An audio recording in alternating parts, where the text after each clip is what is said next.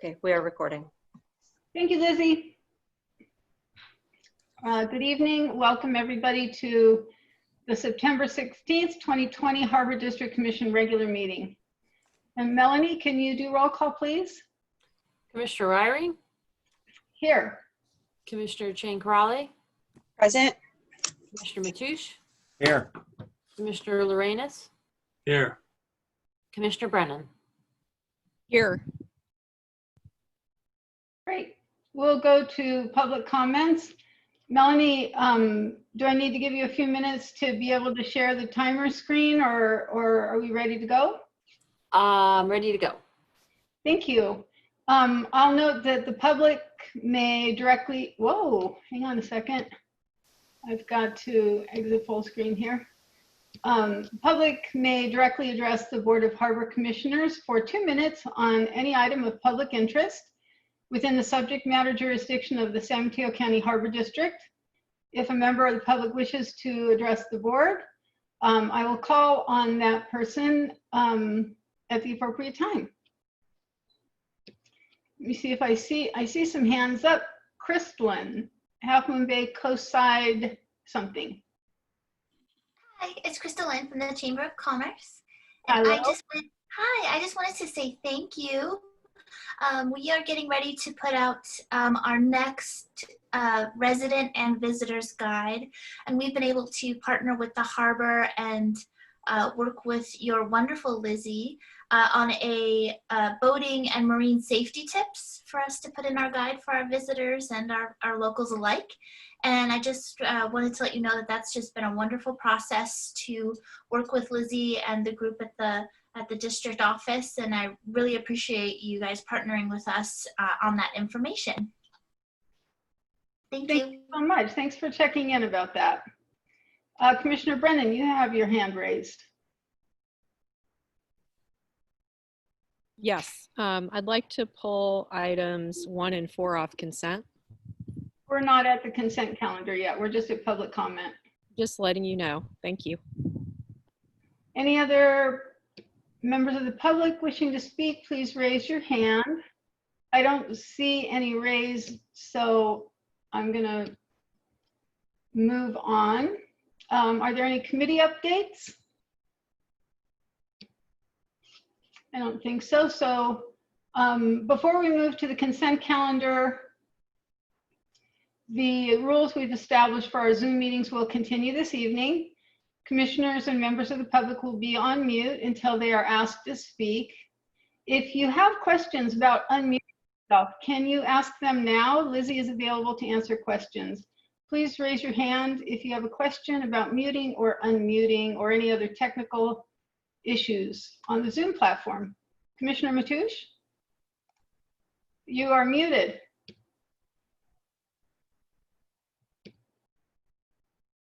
I do not have a hand raise function at the bottom of my screen. Lizzie, are you able to help with that? Yes, Commissioner Mateusz, you may need to either exit full screen or enter full screen. There should be, do you see the mute and stop video? Do you see any icons there at the bottom of the screen that indicate the Zoom, that there are controls for Zoom? I have mute, stop video, participants chat, share screen, record, and reactions, and leave. Gotcha. So you'll want to click on the participants icon, I believe, and there should be a raise hand icon should pop up right there when you do that. Does that happen? No, it's got my name, me in Okay. parentheses, a speaker, and a camera.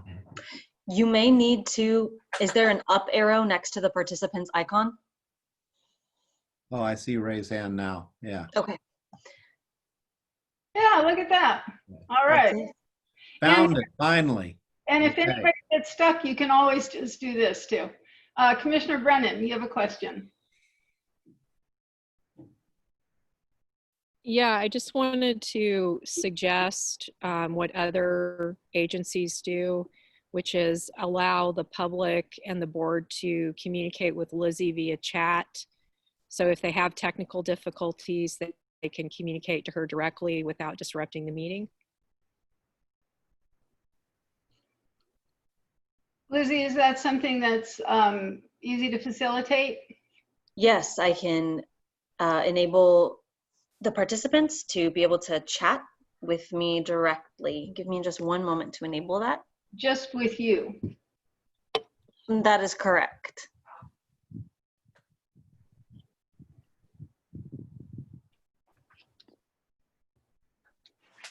Okay, that setting is enabled. So if anyone does have that technical difficulty, they can simply go to the Zoom controls at the bottom of the screen and find the chat icon. And I see some chats are already coming in. You can click on that and the chat box should pop up to the right and you'll be able to type in your message, and then if you press enter on your keyboard, it should send the message directly to me. Thank you, Lizzie. And Commissioner Brennan, are you participating tonight without any video feed?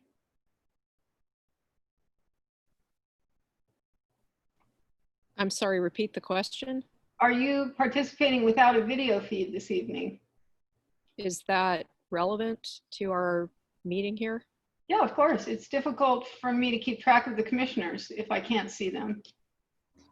On my screen, my name, full name, first and last, is published across my screen. Do you not see that? I don't see it. You only show up as a participant on my sidebar. Well, my full name is published on my screen, so I don't know what to tell you about that. Commissioner Lorenis, do you have a question? I'm waiting for the consent agenda so I can ask to have an item pulled. My, we're in a hurry tonight to pull consent items. All right, time limit for commissioner comments are 2 minutes. When you wish to make a comment, now that everybody's got their hand raise function working, please ask the chair for recognition to speak by raising your hand on the Zoom platform. These rules treat everyone equally and fairly. Each commissioner has an opportunity to ask questions and make comments on the agenda item that is being considered. Accordingly, these rules do not infringe on anyone's right to speak or ability to take action on the important matters before us. Before we start tonight, at our last meeting, Commissioner Lorenis made a remark that could have been construed to mean that the district was doing something inappropriate by conducting claims review in closed session. To set the record straight, I'd like to ask our General Counsel, Tricia Ortiz, to speak briefly on the matter of claims versus litigation and the appropriateness of holding a discussion of any claim against the district in closed session. Tricia?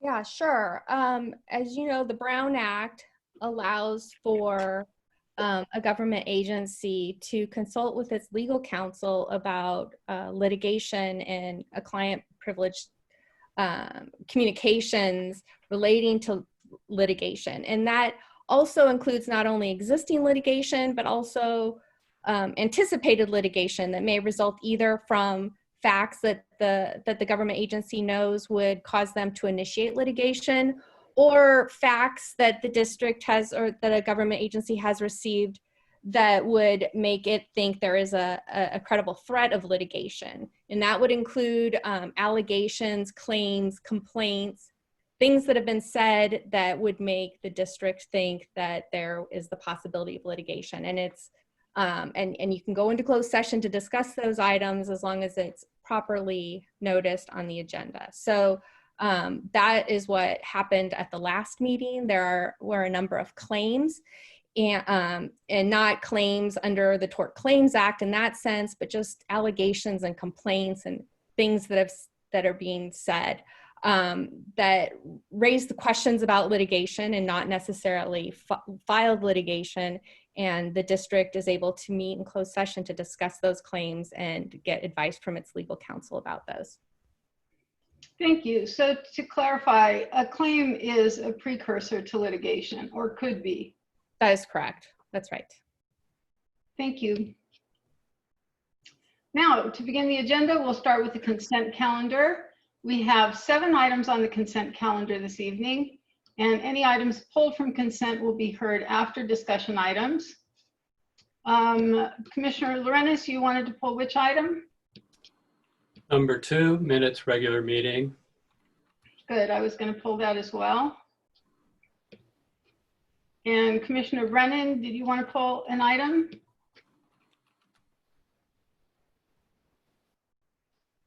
To explain to the public, the delay is I'm waiting for the unmute to show up on my screen, so sometimes there's a pause. Yes, as I already said, I'd like to pull items 1 and 4 off consent. And I also had a question for Tricia, which I wasn't able to ask regarding her previous statement. So I'd like to be able to ask that question. And I think one of the problems with Zoom meetings is if you don't check in with the commissioners, you don't know if somebody has a legal question. So I guess I'll go ahead and ask that.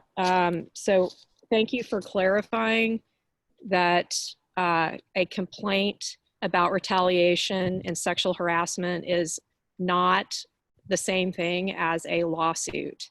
And I want to make it really clear to everyone that I have not filed a lawsuit. I have never filed a lawsuit against the Harbor District. So there is no threat of litigation.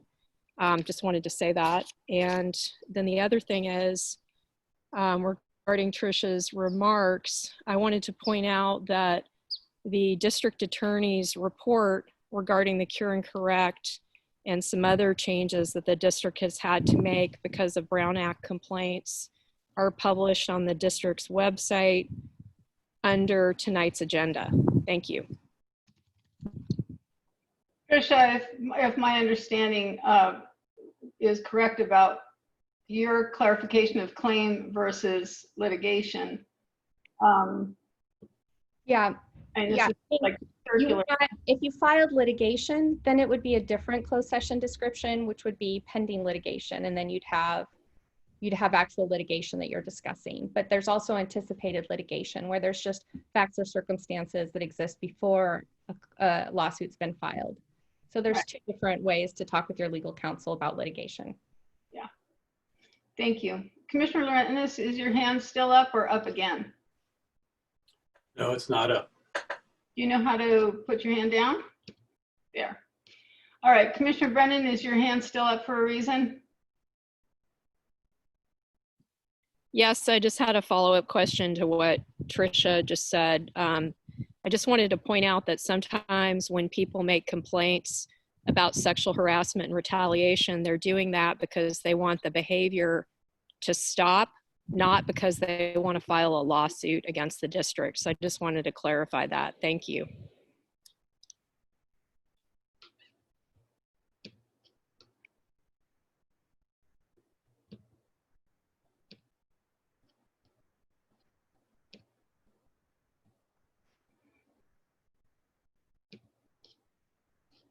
Seems like we're going to be hearing this every meeting, whether it's on the agenda or not. All right, so we've got some items pulled here from the consent calendar, but we're going to start with our discussion. Oh, no, we need to approve the consent calendar absent items number 1, 2, and 4. So I have a motion to approve items 3, 5, 6, and 7. I'll move to approve items 3, 5, 6, and 7 on the consent calendar. Thank you. Second. Thank you. Roll call, Lizzie, please. I'm sorry, Melanie. Commissioner Ryring, Aye. Commissioner Jane Corrali, Aye. Commissioner Matoush, Aye. Commissioner Lorenz, Aye. Commissioner Brennan. Aye. Great. Motion passes. And the rest of the consent items will go on after the discussion items. So we'll start with discussion item number 8, Catch Joanne Tennant Row ADA Restroom Design and Engineering Award. John Moran, please.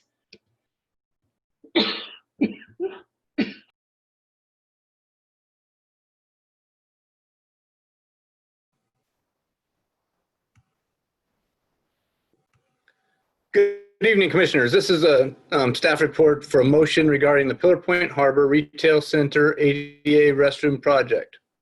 At Pillar Point Harbor, the district leases out space to a long-term lessee who operates a restaurant bar known as Catch Joanne, which recently and currently has 2 small restrooms within it. The restrooms are too small to comply with ADA standards. It was determined, due to the restaurant seating capacity, 2 large ADA restrooms would be required. Because of this requirement and the very limited space within the restaurant, a restroom location outside of the restaurant should also be considered. Staff publicly advertised a request for proposal for design, which includes a requirement for public workshop meetings during which input from Pillar Point Harbor stakeholders, users, and the general public could be gathered. The services outlined in the RFP include all aspects of project architecture, design, engineering, public outreach, construction support, including an initial review and assessment of potential project design alternatives at a conceptual level, supporting the permitting process, preparation of 100% construction plans, and supporting the bid process, selecting a contractor to carry out the project. The robust public outreach will consist of workshops and updates at board meetings. The RFP closed on August 19th. 3 firms responded to the RFP, and in accordance with the RFP, the district's evaluation committee thoroughly reviewed the responses, checked references, and found the firm Sally Swanson Architects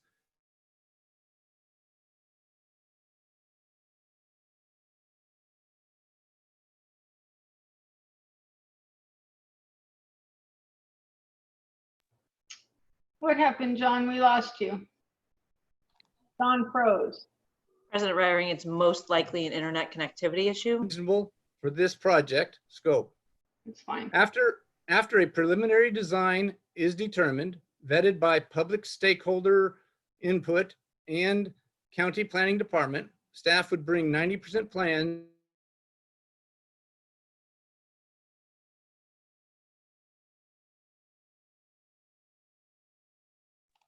President Reiring, I've messaged John Moran to let him know that there are some internet connectivity issues. Great, thank you, Lizzie. Can you ask him maybe to read the summary and recommendations so that we can get moving? Yes, of course. Or I can read it. Well, John's disappeared, so I will read the summary recommendation is staff recommends the board authorize the general manager to enter into an agreement with Sally Swanson Architects for architectural design, engineering, permitting, and construction support for the Pillar Point Harbor Retail Center ADA restroom project for an amount not to exceed $118,000 with a 10% contingency in the event there is a need for change orders due to unforeseen challenges, and authorize the GM to issue change orders up to the contingency amount and approve increase in capital expenditure appropriations of $129,800 to be funded by available working capital. I'll move to adopt that or to approve that. Great. Commissioner Lorenz? I'm not seconding. I have a question for John. Before we move ahead, do we have a second on this motion? Second. Thank you, Commissioner Mateusz. Commissioner Lorenz, go ahead. I don't know if John's able to be part of the call anymore. He had internet connectivity problems. Well, maybe Jim can answer it. Back. Hi, John. I finished your agenda item for you. Sorry. All right. Commissioner Lorenz has a question for you, John. Yes, sorry about that, commissioners. I'm not sure what happened. It's all right. That's internet. So John, my question is this. Can you tell me, first of all, what is District Evaluation Committee?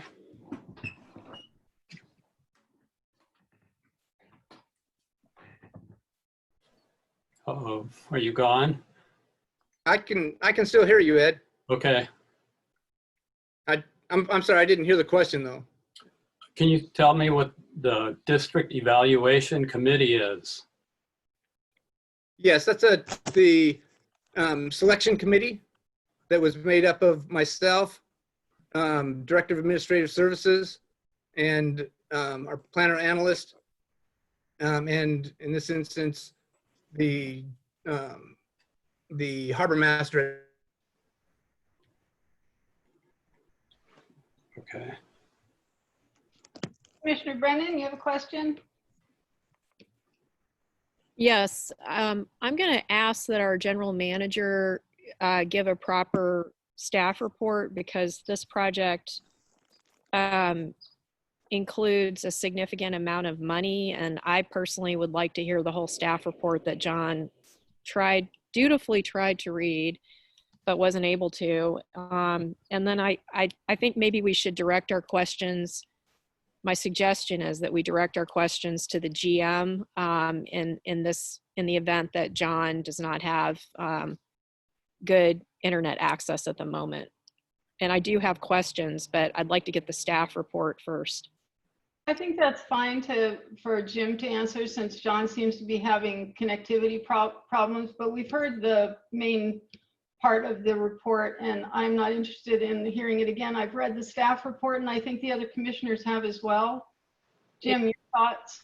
It's not just for the public, for the commission, it's also for the public. The public hasn't necessarily read it, and so we always read reports at our meetings, and I don't think we should stop doing that because of an internet problem. I think we have enough staff here to help the public understand the staff report. So I'd really like to strongly suggest that we hear the staff report that John worked hard on. I think we have a disagreement about that, Sabrina, and since I'm leading the meeting, I'm going to ask Jim not to read the entire document. It is available on our website, and members of the public are welcome to go there and read it. We have heard the main part of it, and we've heard the suggested motion. So if you have a specific question for Mr. Pruitt, please ask it. Jim, can you hear me okay?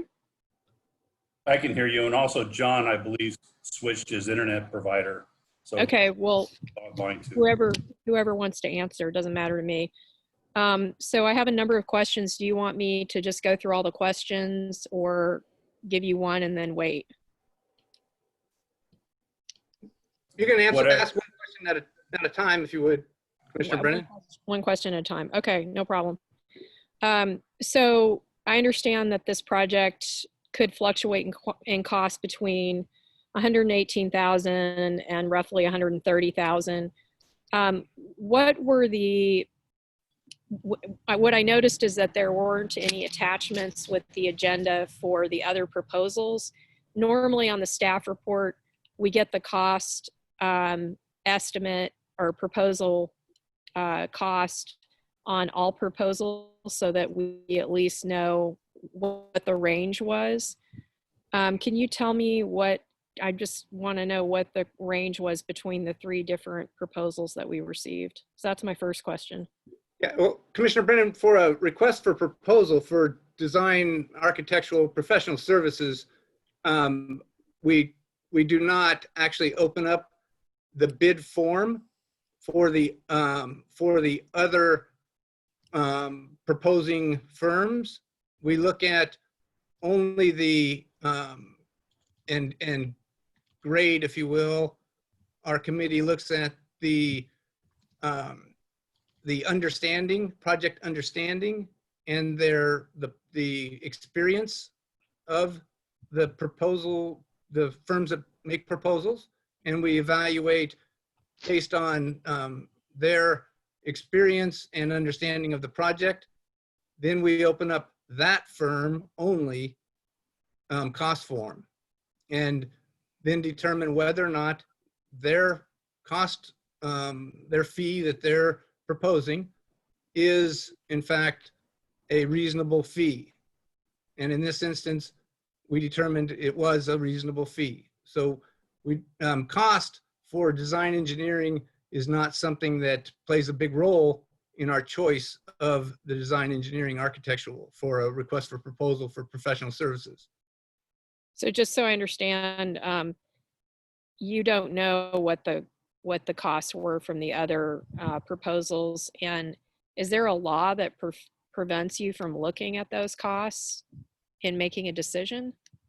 I'm just trying to.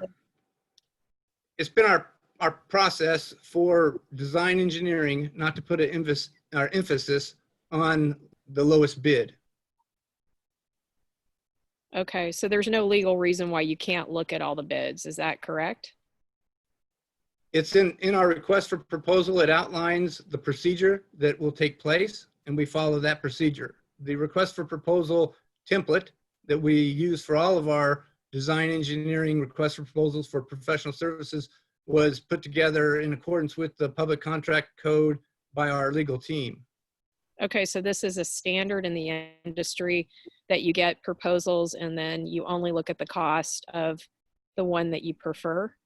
Yes, unlike a invitation for bid, which is actual construction, there we are bound to go with the lowest qualified bid. Okay.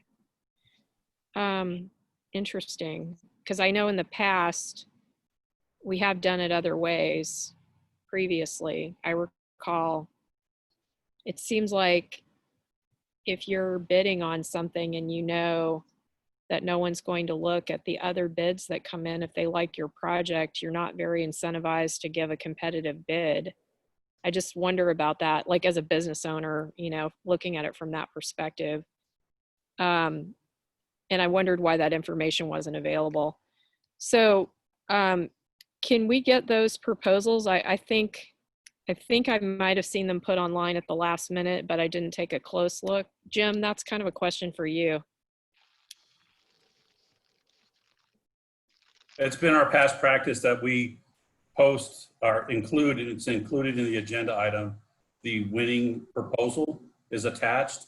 What we added to the agenda today at the request of Commissioner Lorenz was the actual RFP seeking these proposals. We normally do not publish the proposals of firms we do not select. Okay, so if a commissioner wanted to look at the other proposals, they would need to request that, or what's the process? Because it's a public document, right? I'm just trying to understand what's possible. I would think so, but I would bounce that off of general counsel on. Tricia, can you answer that? Is it a public document? Can we review the proposals? I like to review proposals because sometimes you learn things from reading them. Yes. Yeah, if we could just follow up with you offline, we need to look, as John Moran mentioned, we need to stick to the procedures in the request for proposal. And so there's a bunch of moving parts here, so we can follow up with you about whether or not you can review it after the meeting. Yeah, I think it'd be good if the whole board understood more about that process, because I, for one, would really like to read proposals that come in, because I do learn a lot from looking at people's proposals. So that would be helpful. I know we have been able to do that in the past, so I'm just wondering about that. Okay, my next question is, who served on the committee that, I just want to understand process a little bit. Who served on the committee that reviewed the one proposal that the district staff decided on? We did a comparative analysis, an in-depth comparative analysis, also checked references, and in this instance, unanimously graded Sally Swanson Architects the highest rated, to best meet the district's needs for this particular project. And that committee that made a recommendation to the general manager, who also reviewed all of the proposals. That recommendation was made by myself, Director of Administrative Services, Planner Analyst, and the Harbor Master at Pillar Point Harbor. Okay, great. Thanks, John. That helps. Let me see if I have any other questions. I think my main concern is, well, first of all, I'm familiar with this firm, and it's my understanding that they do good work and that they are very experienced in working on ADA projects. And we definitely want to make sure that every ADA aspect of this project is extremely well thought out, because this project is happening because of a lawsuit against the district regarding improper ADA access. So I'm familiar with the firm from other work, and I think I think it sounds like staff made a really good decision, although obviously I don't know who the other firms were at this time, and I would like to know. So if you guys can provide that information, that'd be helpful. Commissioner Brennan, you've gone on I'm almost done. 12 Yeah. minutes, and I'm going to set the timer. Lizzie, or I'm not sure if Lizzie or Melanie is handling the timer tonight, but I would like Commissioner comments or questions to be timed again, because it's kind of bypassing our Zoom protocol to go on this long. Commissioner Lorenz, do you have a question? Do. Excuse me. Commissioner Brennan asked the question I was going to ask. So thank you for that, Commissioner Brennan. I'm also interested in seeing the other proposal or proposals, because again, it is useful to review them. You really do learn something. Sometimes you find questions that you don't think of. So I'll leave it at that. Thank you. Thank you. I want to thank Commissioners Matoush and Corrali for working on this and resolving the legal issues and allowing us to move forward. We have a motion and a second on the table, and Melanie, roll call, please. Commissioner Ryring, Aye. Commissioner Chang-Crowley, Aye. Commissioner Matoush, Aye. Commissioner Lorenz, Aye. Commissioner Brennan. Can you hear me? Yes. Okay. Yeah, I am concerned about our process. I'm not happy with the process on this, so I just want to voice that, and I'll talk to Jim about that offline. But I do support improving ADA access at Thor Point Harbor, and I think that this is important. So I'm voting yes.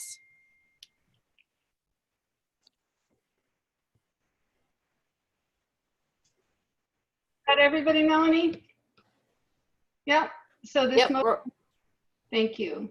So this motion carries. We'll move on to item number 9, changing the day and time for Harbor Commission meetings. Adopt Resolution 2013, superseding Resolution 2007 and 1901, establishing that the regular meetings of the Harbor Commission will be held on the third Wednesday of each month, and except for meetings in the month, well, the rest of it is irrelevant right now during COVID. So to finish the agenda item, each meeting shall begin at 1 p.m. and terminate no later than 4 p.m. unless so directed by the commission. Do I have a motion, Commissioner Chang-Crowley? So moved. Do I have a second? Second. Thank you. We'll move to discussion. I see in the participant list, I see Kay Williams. Hi, can you hear me? Yes. So Commissioner Ryring, I actually want to speak in favor of not changing the time, because for the public to attend these meetings, it needs to be at a time when they are not in the workplace.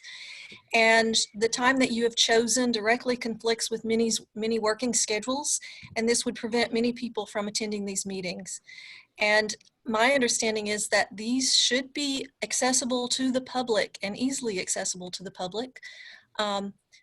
I voted for you as my representative on this commission, and I expect that you would represent the public and provide access for us. So I also don't understand why you took the action before you asked for the discussion and comment. So if you could answer that question, that would be great. Thank you. Thank you for your comment. Dave Olson. I want to request that the commission do not change the time of the meetings for very similar reasons to Ms. Williams. This is a meeting that is often heavily attended, and if it is during the day when people are working, even during COVID, people have set schedules. and people will not be able to attend this meeting who might otherwise attend it. And this is a very important meeting. So I very strongly request that this meeting not be moved before 6:30 in the evening. Thank you. Thank you. Commissioner Lorenz. First, I suggest that Commissioner Reiring, you answer the questions the public ask you. I think Ms. Williams asked you the question of why we are discussing this on the agenda. I'm also curious to know why. Could you answer that, please? Commissioner Lorenz, I will speak just to you, but as you are well aware, it is not a conversation when members of the public give us their comments. We do not have conversations with them. We never have, and it's not the correct protocol.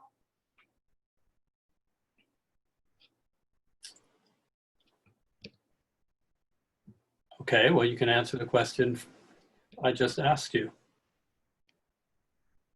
Which was?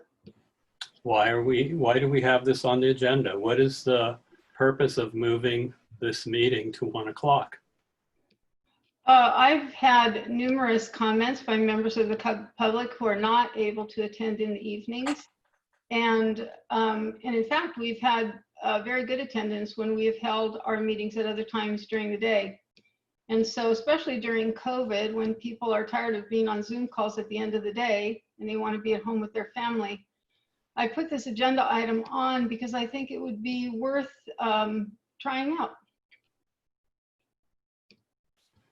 Okay, well, I strongly object to this, as you heard from 2 members of the public. I've also heard from many members of the public that they believe that it will be impossible to attend this meeting if it is held at 1 o'clock. As has been pointed out, folks work, and when they're working, they can't join in on these meetings. In fact, having this meeting at 1 o'clock will put us in a category all by ourselves. The City Council of Half Moon Bay has their regular meeting in the evening. City of Pacifica have their regular meetings in the evening. All our special districts here have their meetings in the evenings. I don't think we want to be in that category. So I'm going to ask Tricia to weigh in again. Numerous other public agencies have their meetings during the day, and also in 2019, during the tenure of Commissioner Brennan as president and Commissioner Lorenz as vice president, there were 11 meetings held during the day between 9 a.m. and 3 p.m. This year, we've held several special meetings, typically in the early afternoon, and attendance at those meetings has been very good. So I'll just reiterate that I believe it's worth a try. Tricia, do you have something to add? Oh, I'll just confirm your understanding that a government agency is able to hold their meetings during the day. There's no requirement that it be at night, and that I am familiar with a number of government agencies that do hold their regular meetings during the day. Thank you. John Olam, I see your hand up.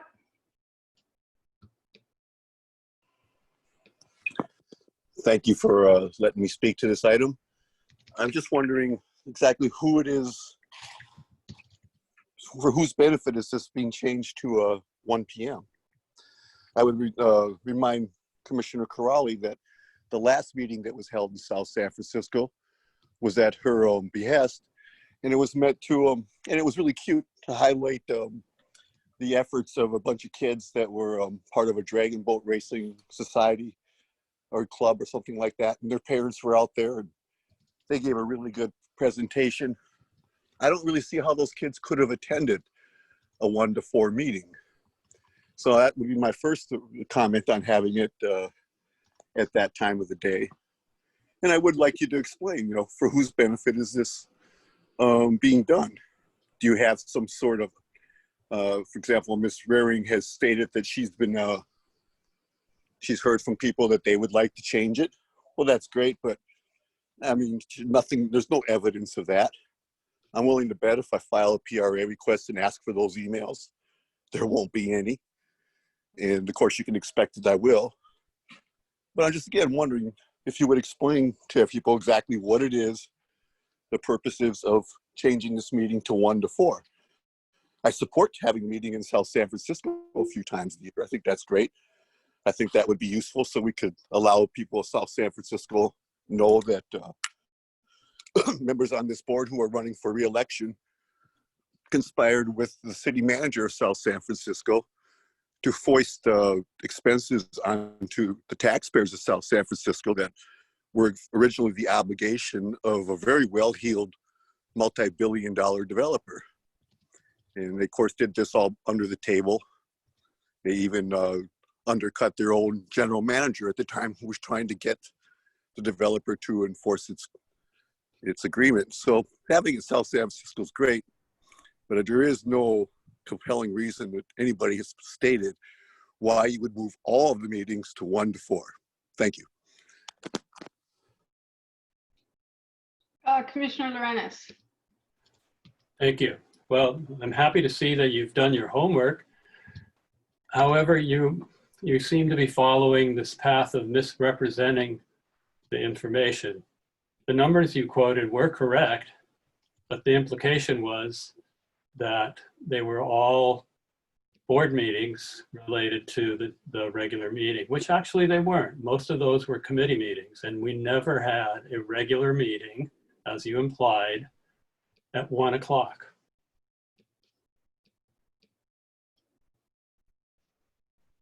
Commissioner Mateusz.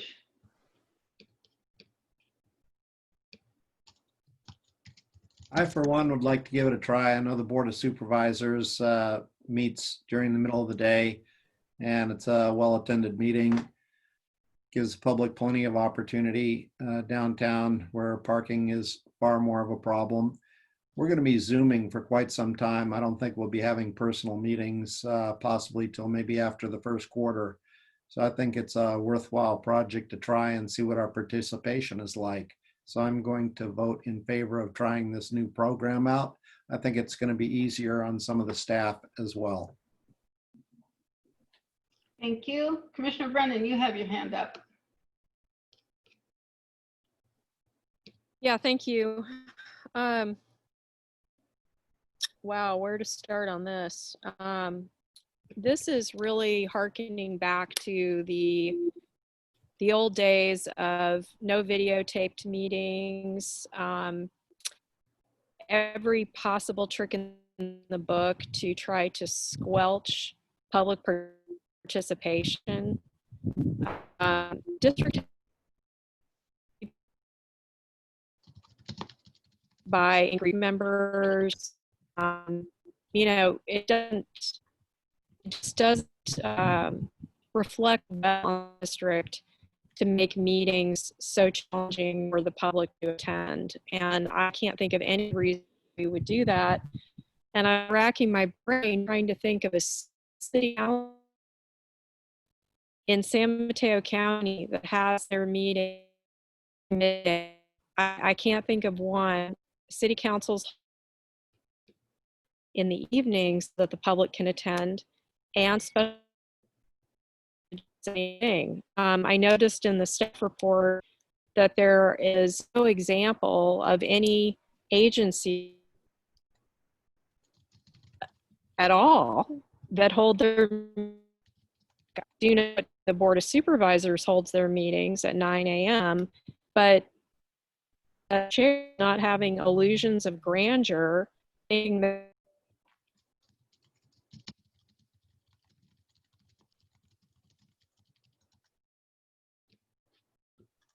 President Raring, it appears as though Commissioner Brennan has been dropped from the meeting due to some connectivity issues. All right. Well, we've heard discussion on both sides of this issue, and I think we're ready for a roll call. Commissioner Lorenz, do you have something to add that you haven't already said? Yes, I do. Well, go for First it. of all, we did not hear Sabrina Brennan. We heard bits and pieces. So moving on is unfair to her. I see the timer. So I would like to hear what Brennan had to say. I know that some of you may not be interested in that, but I am, so please let her speak. Commissioner Brennan, do you want to finish your comment?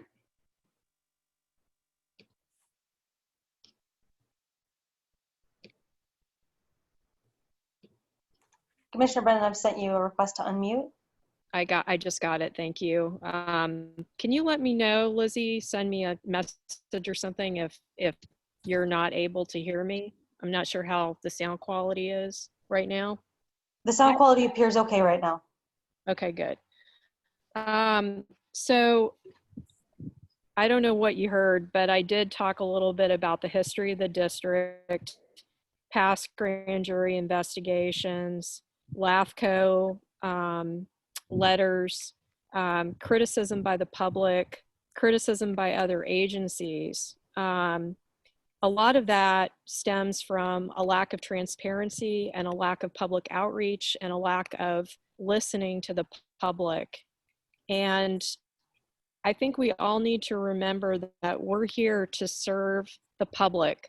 The agency that we serve, the Harbor District, is a public agency, and we need to make sure that the public has access to our meetings. And that means that our meetings need to be held at a time of day when the public is not busy at work or attending school. It's very simple. There aren't any other agencies other than the Board of Supervisors in our county that I'm aware of that has their regular board meetings at 1 p.m. or any time other than evenings. And the reason everybody has their meetings in the evenings is so that the public can attend. And that means families, children, anybody that wants to attend is able to attend. So I'm strongly opposed to changing our meetings to 1 p.m. Very disappointed with the board. I think this is really shocking and not respectful of the public.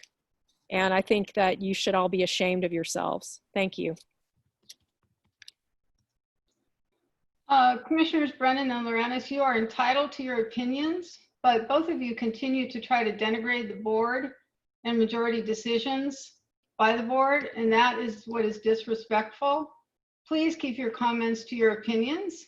And I think we have one more comment here, Michelle Dragony. Hello.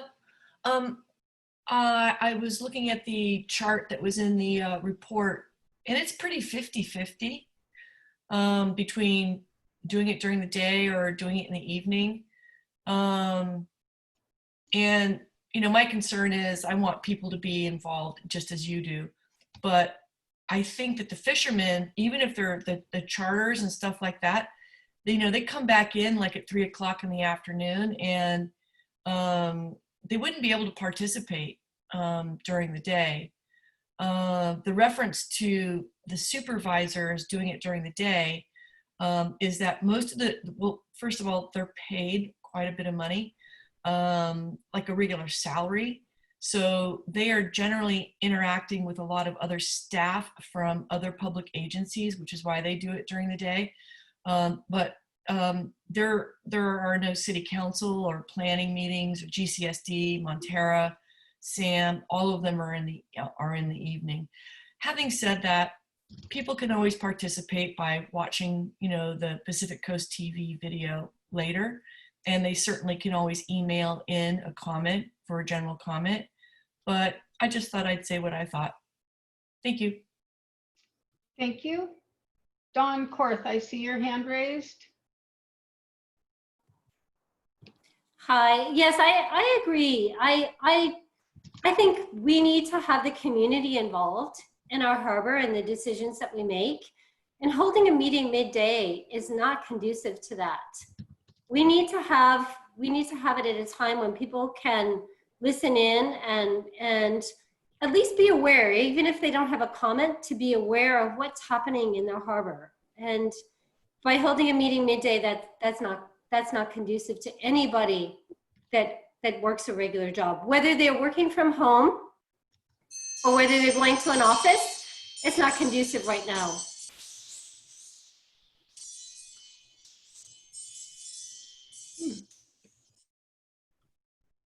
Thank you. Commissioner Brennan. Yeah, thank you. I also wanted to point out that commissioners are not paid a salary that is a living wage. They're not even paid minimum wage. So it's really important for some of our retired commissioners or commissioners that maybe work for fun to understand that other commissioners do have to earn a living to pay a mortgage, and they cannot necessarily take off midday for several hours during the work week. Many people do actually have to earn a living, and they don't have the luxury of being essentially retired. So I think, we need to think ahead.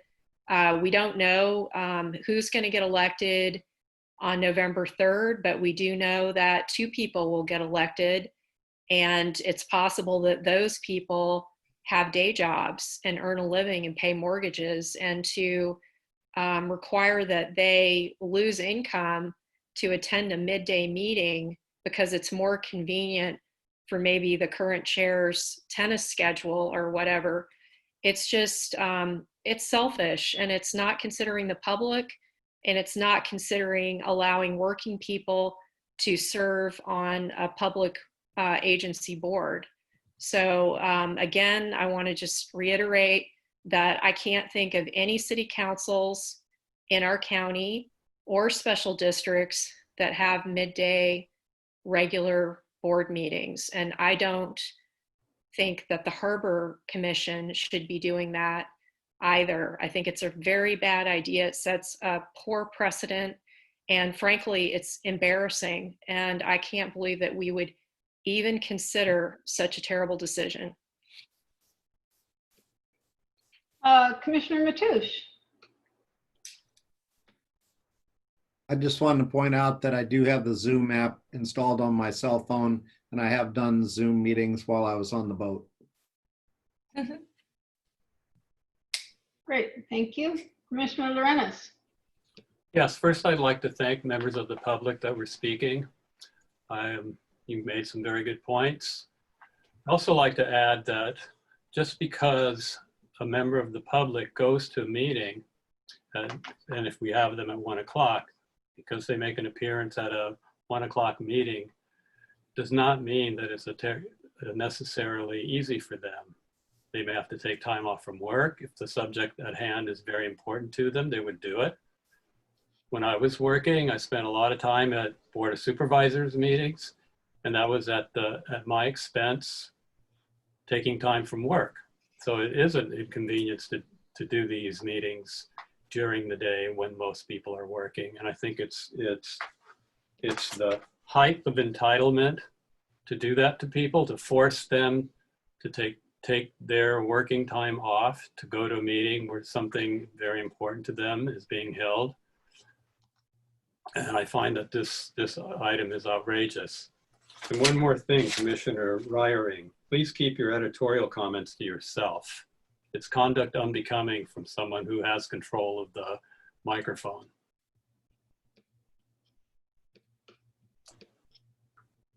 Melanie, I think we are ready for a roll call on this item. Commissioner Reiering? Aye. Commissioner Chang Crawley? Aye. Commissioner Mateusz? Aye. Commissioner Lorenz? No. Commissioner Brennan? Melanie, I have a question. We had a practice of rotating the calling of commissioners for voting. It seems like that hasn't been happening. Oh, so if we could go back to that. But sure. To answer your question, I'm definitely voting a hard no, full stop. Thank you. Is that everyone, Melanie? Yes. Thank you. The motion carries, and we're going to move on to item number 10, designation of contract negotiators. To designate negotiators to negotiate an employment contract with James B. Pruitt to serve as general manager. Because we're up against time and because we have an evaluation process we've used in the past, I'd like to designate the HR committee to be the negotiating team to set up to negotiate this. Commissioner Chen-Crowley? Yes, I'll make a motion to designate the HR committee to move forward with negotiations with the general manager for his contract. Great. Do I have a second? Second. Thank you. No discussion. Melanie, roll call, please. Commissioner Mateusz, Aye. Commissioner Lorenz, Aye. Commissioner Brennan, I did have a question, so I'd like to ask that question now. And I do think we should give the board a chance for discussion. So I'm asking that a process for the committee be brought back to the board so that we understand what the committee is going to be doing, what the process is for considering this, so on and so forth. That shouldn't be mysterious. And is this a standing committee, an ad hoc committee? What kind of committee is it? Just get some clarification on the process for the committee. So that's a question for the chair. The committee is our standing HR committee. And we have this evaluation process. We've gone through it in the past. And we actually have a protocol for this, and we will be using that. Can you please provide the board with the protocol so we know what the protocol is? Yes, we will be. All right, thank you. President Ryring, I just wanted to clarify whether you're appointing negotiators, and those negotiators are going to be the two people who serve on the committee, and you're not appointing the actual committee, the standing committee, to be the negotiator. I think the process would be different. So you can have an ad hoc committee, or you can have two commissioners serve as the negotiators, and those are the two people who serve on that committee. Right, okay. Thank you, Tricia. All right, so Melanie, roll call. I have a question. We're in the middle of a roll call, actually. I have a question for Tricia based on what she just said. I have a clarifying question I'd like to ask her. Go ahead. Hi, Tricia. So I think I understand what you said, but I don't totally understand what you said. So can you please explain to me the process here? Is this an ad hoc, a standing, and is it coming back to the board? I think it's best just to describe what's being done, and I wanted to clarify that for the motion. And as I understand it, the motion is to appoint or to name two negotiators on behalf of the board, and those two negotiators are going to be the current members of the standing committee on the HR committee. Okay, so currently, and I don't know for sure. I can't say off the top of my head if the HR committee is a standing committee, but the two members of the HR committee are the two people being appointed. So currently, there isn't anybody on the HR committee. This is a new appointment. I'm just confused. Through the chair. Yes. The HR committee is, if I remember correctly, a few months ago, I would say maybe 2 months ago, was approved by the board to be a new standing committee. And the people on that committee are the president and the vice president. So it is a standing committee with two committee members that was approved, I would say about 2, maybe 3 months ago. If I may, President Ryring? Yes, please, go ahead. To help, Tricia, please correct me if I'm wrong. Tricia was talking about the process of having it at the ad hoc or at the standing committee level. The contract negotiations would be required to take place at the standing committee versus contract negotiations between myself and 2 appointed board members on behalf of the board. Once the 2 appointed board members and I come to an agreement, then that would be then brought back to the board for final vote. Correct. Thank you, Jim. So it would be an ad hoc committee to discuss my contract in the future. Okay, that helps because it didn't make any sense before. So thank you for clarifying that it's an ad hoc committee, which means that it's not a committee meeting that's open to the public. So there's a big difference between an ad hoc and a standing committee. So it's really important to get clear on that. And just so I understand, because previously our process has been different, is the recommendation of the committee coming back to the board in closed session, or how is it coming? How is the recommendation of the committee, whatever it is, going to be relayed to the board, and how is the board going to be involved in the conversation? President Ryrie, if I may again. Yes, please, Jim, go ahead. My recommendation to the board would be for the ad hoc committee to then meet in closed session with the board to discuss it. And then once the in closed session's over, then it has to be voted on in public at a public meeting. So yes, it'll be coming back to the board.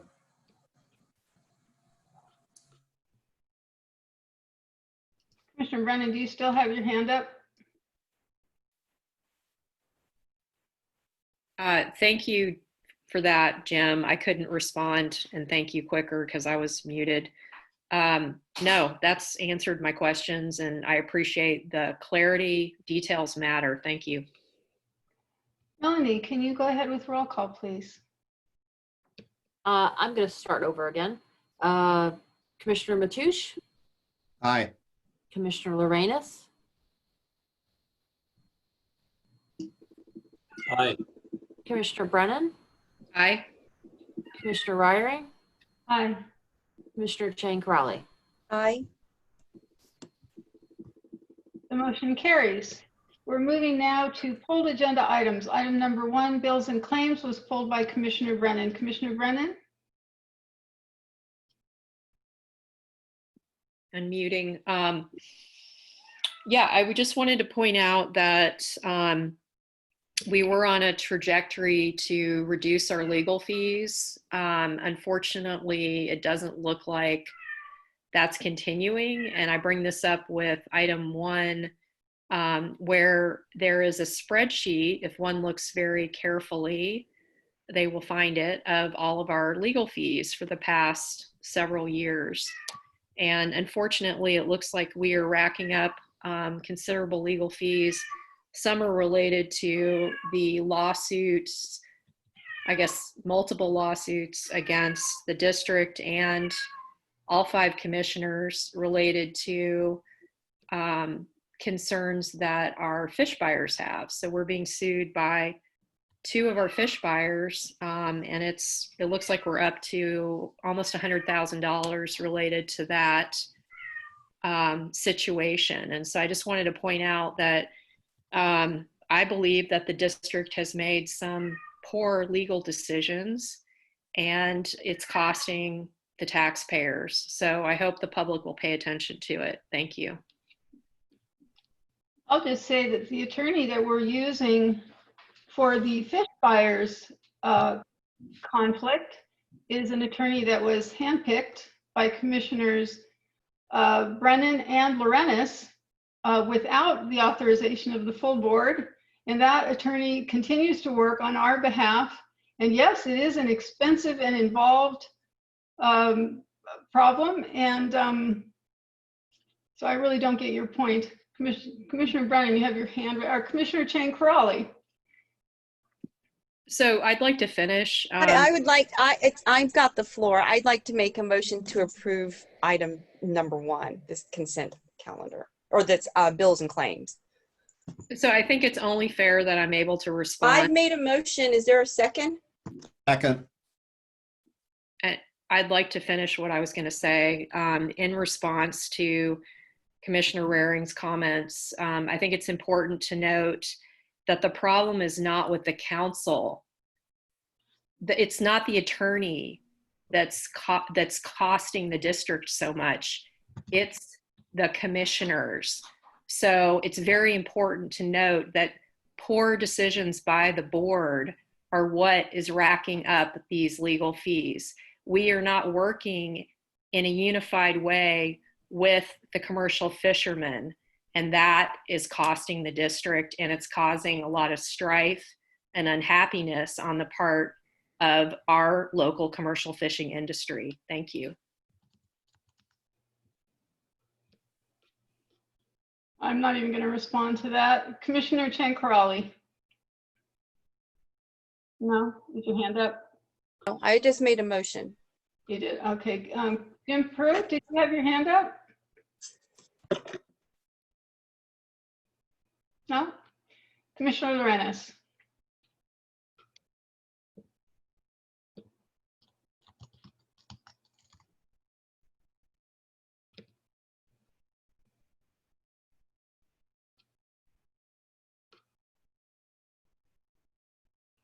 What's happening? I don't hear anybody.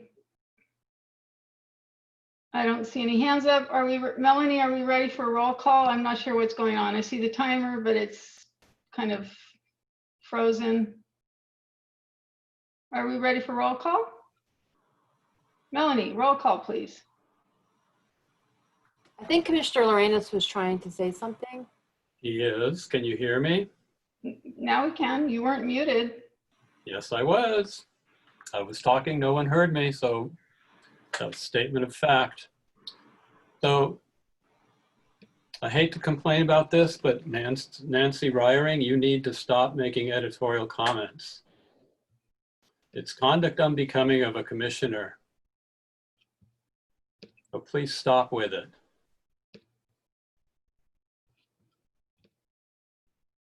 Melanie, roll call, please.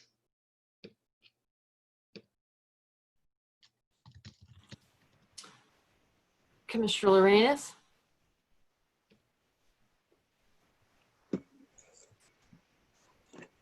Commissioner Lorenz, I can't hear you. I don't think you're muted though. It doesn't say you are. Can you repeat the motion? Oh, okay. It was to approve item Bills and number 1, claims. bills and claims. Aye. Commissioner Brennan? Aye. Commissioner Ryring? Aye. Commissioner Chan-Corrali? Aye. Commissioner Matoush? Aye. The motion carries. We will move on to item number 2. Commissioner Lorenz, you and I both pulled this item. Do you want to make your comments? Yes, please. I've noticed that in our meeting minutes, the public comments are no longer being, all it says in our minutes is the public made a comment. In the past, we had the public comments on the minutes. So is this something that's an oversight, or are we just going to continue to not put public comments on our minutes?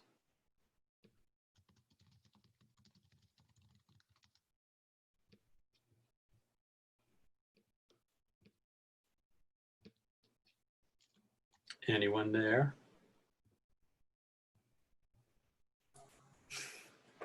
Ed, I'll address your question. Okay, thanks. The minutes follow the bare minimum as required by Robert's rules. I will amend those minutes, or will direct the amendments of the amendments as directed by the board. But right now, they follow the bare minimums of Robert's rules. Commissioner Brennan?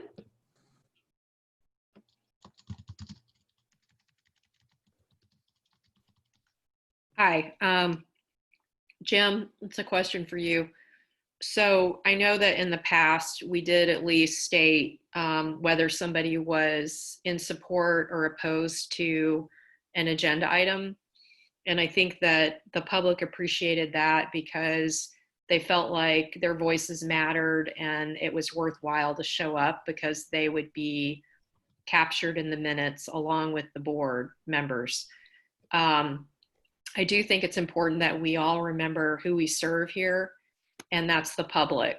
So if you were looking at a pyramid and who's important, the public would be at the very top of the pyramid. Under the public would be the 5 board members, and under the 5 board members would be the general manager and council. And, you know, I can only speak from my perspective on this, but I am very uncomfortable with the fact that we have eliminated the public's point of view from our minutes. So I personally would feel more comfortable if we did include at least a support or oppose for public comment, and you know, how many people supported, how many people were opposed, and if they give their name, then I think we should give that respect to the public and include their name as well. And that was how we were doing our minutes previously. I do understand that there isn't always enough time in the day to include a documentation of what each public member said, and we do have the video for that. But I think at least including whether they supported or opposed an item is respectful, and that's something that other agencies do. Thank you. I'll just say that I disagree entirely with Commissioner Brennan's comments, that the way we're doing the minutes now is more than sufficient. And we are the individuals who vote. We were elected to vote on the matters before us, and that is what is reflected in our meeting minutes. Commissioner Chang-Crawley? Yeah, I agree I agree with regard to whom we serve. I think we all agree on that. But I just want to first of all, thank the people who come to our meetings. We definitely appreciate the participation of the public. But I also want to remind everyone that there are many people who are part of the public who don't necessarily participate. And I agree with President Reiering that, you know, we were elected to serve everyone, not just the people who are here. So, you know, again, we thank everyone for participating, and I'm just very glad that, you know, we have the public members who are not necessarily here, that they have faith in what we're doing. So that's all I have to say. Thank you. Commissioner Lorenas pulled this item to make some general comments, and I also wanted to pull this item for a specific comment. The minutes as presented state that Commissioner Lorenas was recused. However, Commissioner Lorenas did not recuse himself from the closed session, and in fact, he stated that he stated distinctly that he was not recusing himself and that he had no conflict of interest. Instead, he simply refused to participate, and I would like the minutes to reflect that. Do I have a motion to approve these minutes with that amendment? Commissioner Chang-Crawley? I'll make that motion. I think that's a more accurate accounting of what happened. And actually, to me, if you really want to serve the public, then your minutes have to be as accurate as possible. So thank you for catching that. So I'll make the motion to amend the minutes to reflect that. Make it a second. Thank you. Commissioner Brennan? Yeah, so I would, my recollection was that Commissioner Lorenas did decide not to attend that closed session, and I think he had some pretty strong words about it. But I think instead of putting words in his mouth, it would be best to hear him, and I'm asking Commissioner Lorenas if we could hear from you on what is an accurate reflection that should be included in the minutes, because my memory is a little bit foggy on it. We have a video, so it's easy to fix. And I agree that the minutes should be accurate. Could you refresh our memory, or maybe you don't even remember? It's been a month since that last meeting. I actually transcribed his comments, and he said, and I quote, "Yes, I'm not going to join this. This is a protest for the way this is being done. I will not be a part of this. I am not recusing myself. I have no conflict of interest, but I don't want to be any part of this," unquote. And If Commissioner Lorenz would like Melanie to verify that before we vote to change this, that's fine with me. I did listen to it. That's what it says. I have a question. Commissioner Raleigh, you have your hand up. I'm not going to make an amendment to my motion, and there is a current motion on the table and a second to approve the amended minutes that you have, that you amended, Nancy. All right. So if we want to entertain another motion, we can do it after this motion is voted on. Commissioner Brennan, you have a question?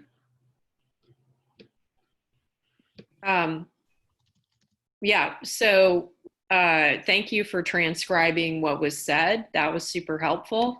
And so I'm confused about what we're doing here. Are we adding that transcription to the minutes? Because it seems like that might be the best thing to do. My motion is that the minutes reflect that he refused to participate. And that's I don't think that's accurate. I think he did participate. His comments are a form of participation. So I don't agree that he didn't participate. I don't think that's accurate at all. Well, you don't need to vote for the motion then. Commissioner Lorenz? I won't vote for that. But I would totally support a transcription of what he said. I think that would be appropriate, and I would vote for a transcription. Lorenz? So it seems to me you can't have it both ways. You can't have an inaccurate summary of what happened. And I suggest that you take that transcript and add it to the minutes. That will reflect exactly what happened, not your editorial summary. So if you want to be transparent and have our minutes be accurate, then that's what you should do, not provide a summary. Commissioner, or Tricia, I want to ask you, would it be incorrect in any way to state in the minutes that he refused to participate in the closed session? The minutes are the board's minutes, and they are to reflect what the board wants them to, what the board thinks is an accurate reflection of what happened. And so, I think it's really up to the board through your motion and your approval to establish what the minutes say. Thank you. So we have that motion on the table. Commissioner Chen-Crowley? I believe that they are accurate, and that's why I'm making my motion, and I've made the motion, and I would like to call for the question. All right, Melanie, can you do roll call for calling the question, please? Commissioner Brennan? I'm not going to vote for this because I still have a question and I don't want to be cut off by Commissioner Chen-Crowley. She has a habit of trying to cut off discussion, and I don't support that. So, well, no. Thank you for your opinion. I've made a motion to call for the question, and I'm not cutting people off. Commissioner Ryring? Aye. Commissioner Chen-Crowley? Aye. Commissioner Mateusz? Aye. Commissioner Lorenz? Absolutely not. Great. So Melanie, can you do roll call now, please, for the motion? Commissioner Chen-Crowley? Aye. Commissioner Mateusz? Aye. Commissioner Lorenz? Absolutely not. Commissioner Brennan?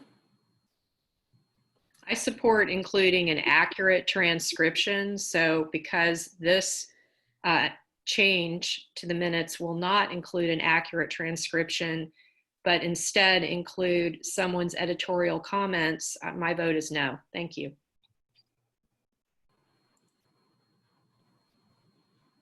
I think that was everyone. Is that everyone? Great. The motion carries. Thank you, Melanie. Item number 4 was pulled by Commissioner Brennan.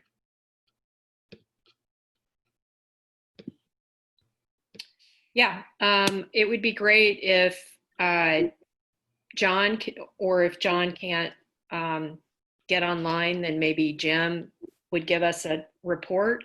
We have public members who need to know about projects, and also we have candidates running for a seat, or actually 2 seats on the Harbor Commission. So it would be really great if John Moran, our Director of Operations, could help educate the public and candidates about projects that are in the works at our facilities. Thank you. Yes, commissioners. I'm sorry, my internet connection was not stable before. I did go to a third alternative that seems to be working now throughout the rest of the meeting. I'd be glad to answer any specific questions regarding the capital improvement project update, or I can just go straight down where we're at with every project that we've got going on. I will say right now that we do have, it's a newer development, where we do have scheduled on October 5th a public meeting regarding the RV parking lot restroom, which we hope to get some good public input from. What do you, that's really awesome, John, and very exciting. Can you tell us what time that meeting is going to be? It's got it scheduled for 5:30 p.m. Great. I'm glad it's going to be in the evening when people are not at work. So that'll be a Zoom meeting that people can call into to learn about the project and give input. Is that the idea? Yes. Okay, that's really exciting news. Thank you. Do you have any other updates? Like, I know we've got various projects out for RFP. I don't know if you can comment on that. Yes, we've got the Oyster Point Marina Docks 12 with an option for Docks 12, 13, and 14 e-stock replacement project. And those bids will be opened October 1st. So that our RFP is in progress, as is our master plan. Again, we've got a lot of interest in all of our projects, all of our RFPs that we've got out right now. And the master plan will also, the proposals will be due October 1st. And we've got our Oyster Point Marina Navigational Aid Replacement Project RFP proposals due October 15th. That's great. Can you give us an update on, are we still in a holding pattern on completing the Pillar Point Harbor Master's office, or how's that coming along? Yes, the Harbor Master's office has been completed. Oh, that's great. So has everybody been able to move back in, or do we still have temporary buildings? Yes, our Harbor Master's office has been reestablished.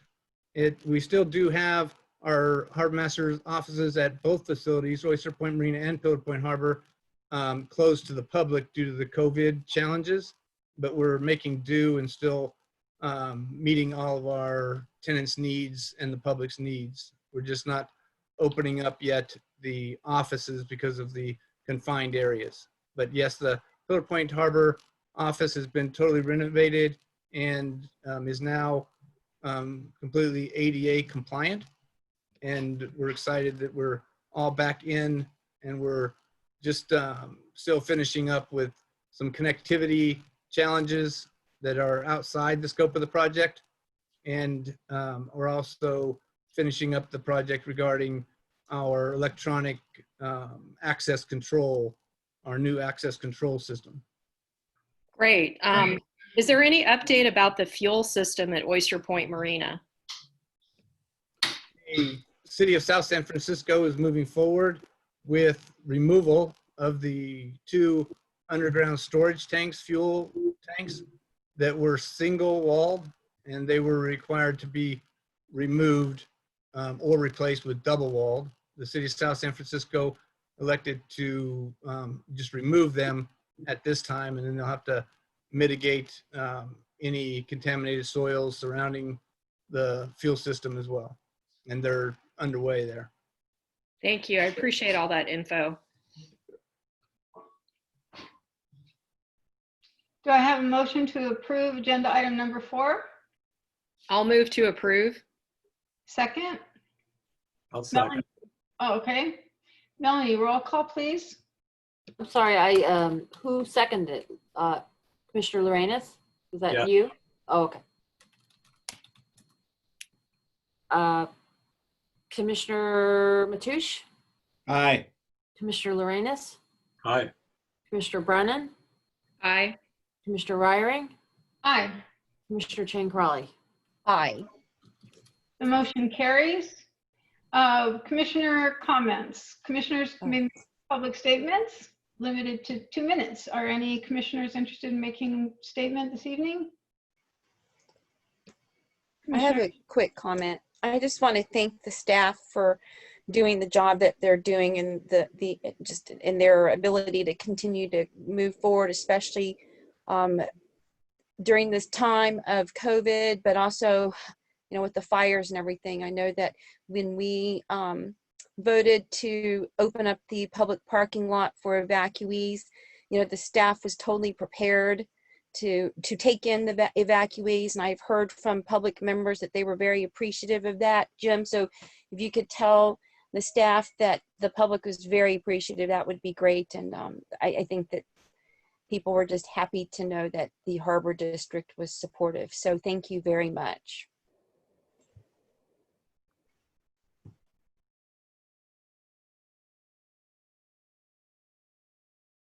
Great, thank you. Commissioner Brennan.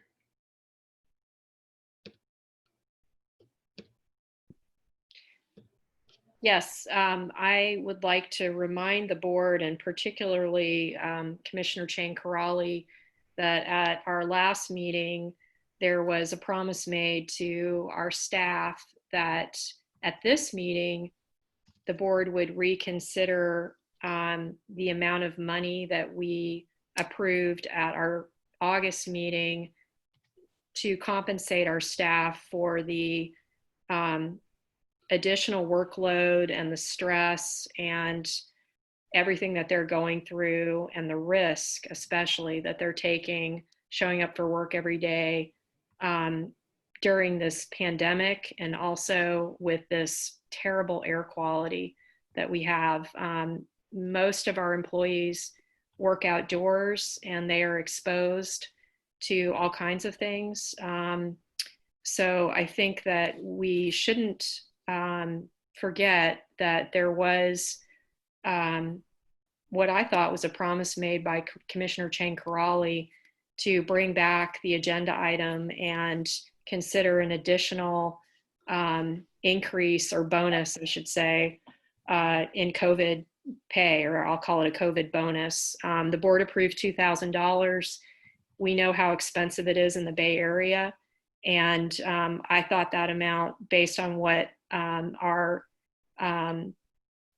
employees had to say at the meeting, was not nearly enough. And I do think we need to reconsider that item ASAP. And I'm very disappointed that it did not make it onto the agenda at this meeting. I'll just say that you're mischaracterizing what was said at the last meeting. My 2 minutes are not up, and I'm not having a discussion with you. This is commissioner comments. So you can speak your comment. This is my 2 minutes. And so I'm not going to have a debate with you and listen to editorializing.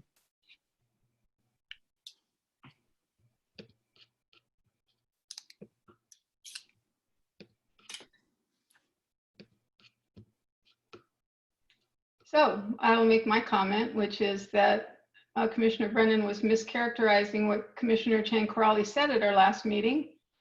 She said that she would like to look at it again in the future after she looked at our finances. And that's quite different than saying she would bring it back at this meeting.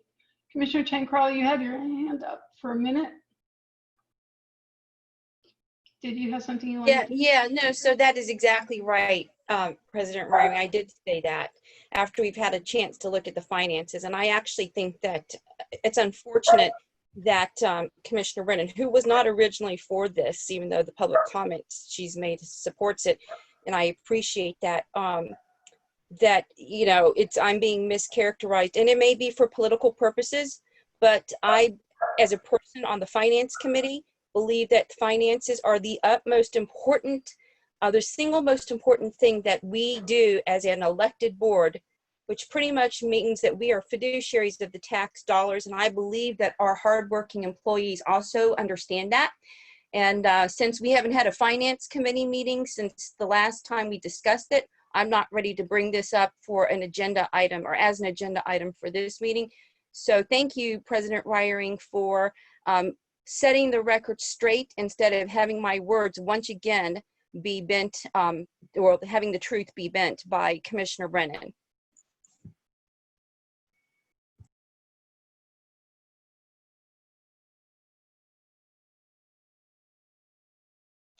President Reiering, I believe you're muted.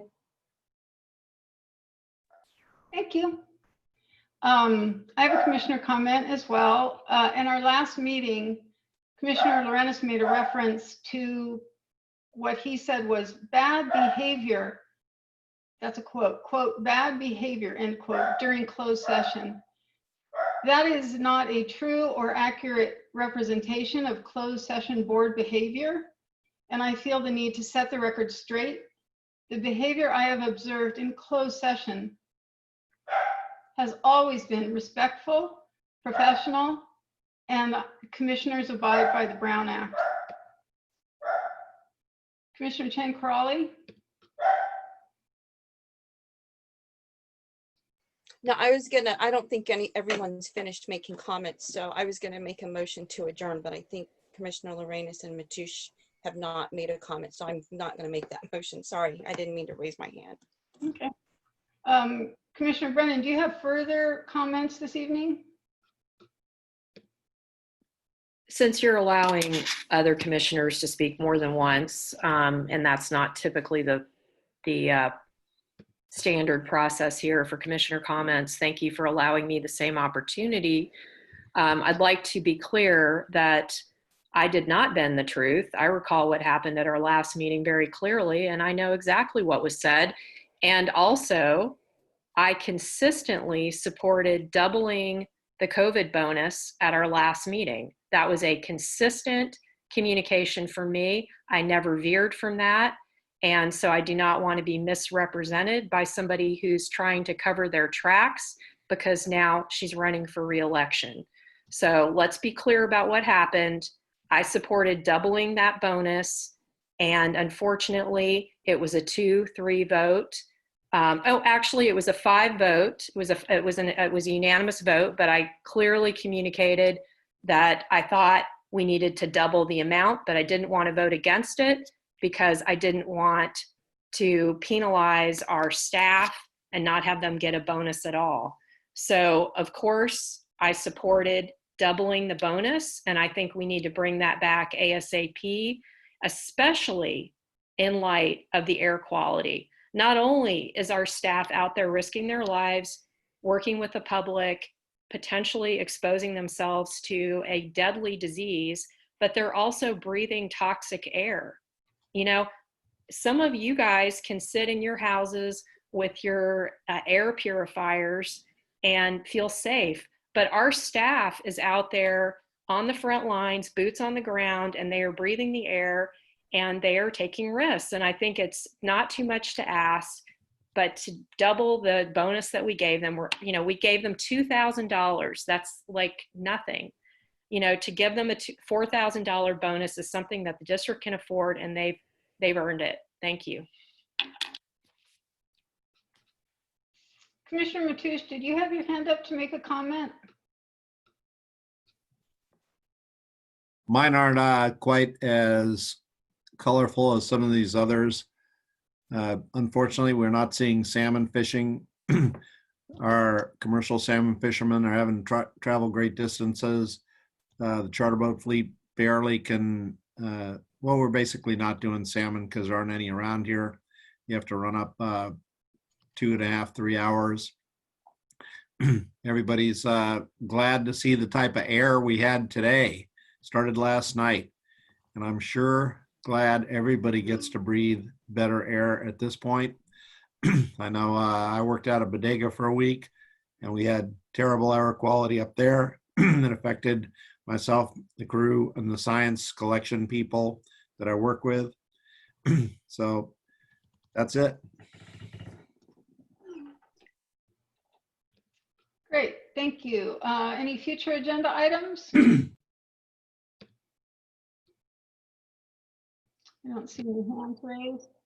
August activity reports, information only.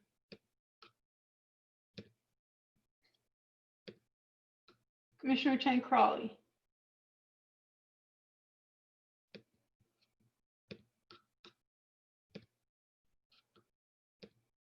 Commissioner I'd Chang. like to make a motion to adjourn. Okay, I'll second that. Melanie, roll call. Commissioner Raring, Aye. Commissioner Chang Crawley, Aye. Commissioner Mateusz, Aye. Commissioner Lorenz, Aye. Commissioner Brennan. Aye. Thanks very much, everyone. Stay safe. Have a good night.